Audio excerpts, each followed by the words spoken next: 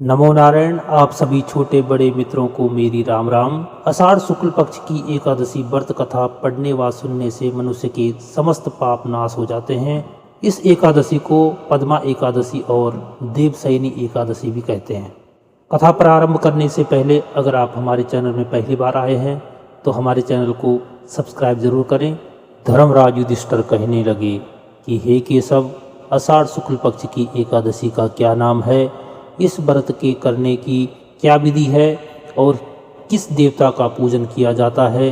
भगवान श्री कृष्ण कहने लगे कि हे युधिष्ठिर, इस व्रत को ब्रह्मा जी ने नारद जी से कहा था, वही मैं तुमसे कहता हूँ।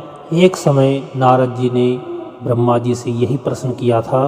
तब ब्रह्मा जी ने उत्तर दिया कि हे नारद, तुमने कलयुगी जीवों के उद्धार के लिए बहुत उत्तम प्रश्न किया है, क्योंकि देवशयनी एकादशी का व्रत सब व्रतों में उत्तम है। इस व्रत से समस्त पाप नष्ट हो जाते हैं और जो मनुष्य इस व्रत को नहीं करते वो नरकगामी हो जाते हैं।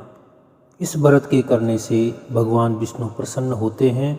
इस एकादशी का नाम पद्मा एकादशी है। अब मैं तुमसे एक पौराणिक कथा कहता हूँ, तुम मन लगाकर सुनो। सूर्यवंश में मानधाता नाम का एक चक्रवर्ती राजा हुआ जो सत्यवादी और महान प्रतापी था। वह अपनी प्रजा का पुत्र की भांति पालन किया करता था। उसकी सारी प्रजा धन धान्य से भरपूर और सुखी थी। उसके राज्य में कभी अकाल नहीं पड़ता था। एक समय उस राजा के राज्य में 3 वर्ष तक वर्षा नहीं हुई और अकाल पड़ गया। प्रजा अन्न की कमी के कारण अत्यंत दुखी हो गई।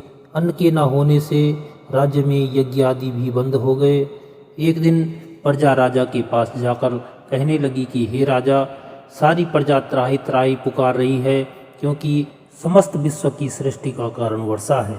वर्षा के अभाव से अकाल पड़ गया है और अकाल से प्रजा मर रही है। इसलिए हे राजन, कोई ऐसा उपाय बताओ जिससे प्रजा का कष्ट दूर हो। राजा मानधाता कहने लगे कि आप लोग ठीक कह रहे हैं, वर्षा से अन्न की उत्पत्ति होती है और आप लोग वर्षा न होने से अत्यंत दुखी हो गए हैं। मैं आप लोगों के दुखों को समझता हूँ। ऐसा कहकर राजा कुछ सेना के साथ वन की तरफ चल दिया। वह अनेक ऋषियों के आश्रम में भ्रमण करता हुआ अंत में ब्रह्मा जी के पुत्र अंगिरा ऋषि के आश्रम में पहुँचे। वहाँ राजा ने घोड़े से उतरकर अंगिरा ऋषि को प्रणाम किया। मुनि ने राजा को आशीर्वाद देकर आश्रम में आने का कारण पूछा। राजा ने हाथ जोड़कर विनीत भाव से कहा कि हे भगवान, सब प्रकार से धर्म का पालन करने पर भी मेरे राज्य में अकाल पड़ गया है। इससे प्रजा अत्यंत दुखी है। राजा के पापों के प्रभाव से ही प्रजा को कष्ट होता है, ऐसा शास्त्र कहते हैं। जब मैं धर्म अनुसार राज्य करता हूँ तो मेरे राज्य में अकाल कैसे पड़ गया, इसके कारण का पता मुझको अभी तक नहीं चल सका। अब मैं आपके पास इसी संदेह को निवृत्त करने के लिए आया हूँ। कृपा करके मेरे संदेह को दूर कीजिए, साथ ही प्रजा के कष्ट को दूर करने का कोई उपाय बताइए।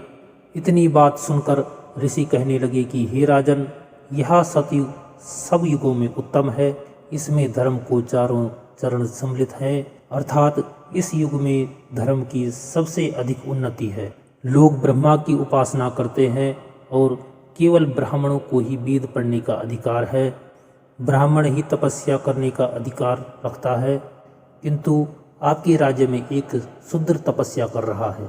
इसी दोष के कारण आपके राज्य में वर्षा नहीं हो रही है। इसलिए यदि आप अपनी प्रजा का भला चाहते हैं तो उस शूद्र का वध कर दो। इस पर राजा कहने लगे कि हे महाराज, मैं उस निरपराध तपस्वी शूद्र को किस प्रकार मार सकता हूँ। आप इस दोष से छूटने का कोई उपाय बताइए। तब ऋषि कहने लगे कि हे राजन, यदि तुम अन्य उपाय जानना चाहते हैं तो सुनो। आषाढ़ मास के शुक्ल पक्ष की पद्मा नाम की एकादशी का विधि पूर्वक व्रत करो। व्रत के प्रभाव से तुम्हारे राज्य में वर्षा होगी और प्रजा सुख प्राप्त करेगी, क्योंकि इस एकादशी का व्रत सब सिद्धियों को देने वाला है और समस्त उपद्रवों को नाश करने वाला है। इस एकादशी का व्रत तुम प्रजा सेवक तथा मंत्रियों के सहित करो। मुनि के इस वचन को सुनकर राजा अपने नगर को वापस आया और उसने विधि पूर्वक पद्मा एकादशी का व्रत किया। उस व्रत के प्रभाव से वर्षा हुई और प्रजा को सुख पहुंचा। अंत इस मास की एकादशी का व्रत सब मनुष्यों को करना चाहिए। यह व्रत इस लोक में भोग और परलोक में मुक्ति को देने वाला है। इस कथा को पढ़ने व सुनने से मनुष्य के समस्त पाप नाश हो जाते हैं। बोलो श्री यज्ञ नारायण भगवान की जय। हमारे चैनल को अवश्य सब्सक्राइब करें और नए अपडेट्स सबसे पहले पाने के लिए इस बेल बटन को दबाना